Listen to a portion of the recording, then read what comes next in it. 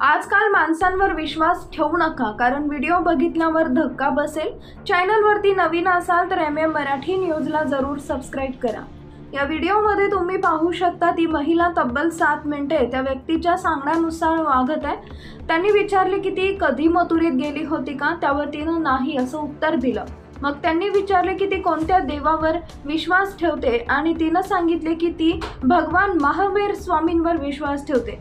यानंतर महिलेचे भान हरपले आणि तिने आपले सामान गुंडांच्या ताब्यात दिले। महिला सांगते की या चोरांनी तिच्या डोक्यावर आणि पायावर काहीतरी शिंपडलं आणि त्यानंतर ते लोक जे बोलतील ते मी करू लागले।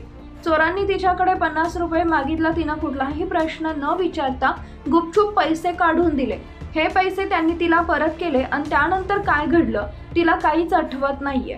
पोलीस सध्या या प्रकरणाची कसून चौकशी करत आहेत।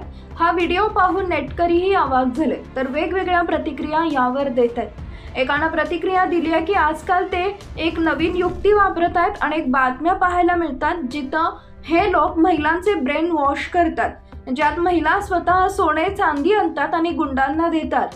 तर दुसरा म्हणतो उदयपूरमध्ये असे प्रकार बरेच घडत आहेत। आमच्या शेजारी राहणाऱ्यांची सोनसाखळी अशाच बाबांच्या टोळीनं चोरली। राजस्थानमधील उदयपूरमध्ये पतीला टिफिन देऊन परतणाऱ्या महिलेला हिप्नोटाइज करून लुटल्याची धक्कादायक घटना समोर आली आहे। सुराजपोल पोलीस ठाण्याच्या हद्दीत गेल्या शुक्रवारी महिलेकडून 4.5 लाखाचे सोने, एक मोबाईल फोन आणि रोख रक्कम चोरीला गेली होती। हिप्नोटाइज किंवा भोळ्या लोकांचा असा फायदा घेतला जातो। तुम्हाला याबद्दल काय वाटतं? तुमच्या प्रतिक्रिया आम्हाला कमेंट बॉक्समध्ये जरूर कळवा।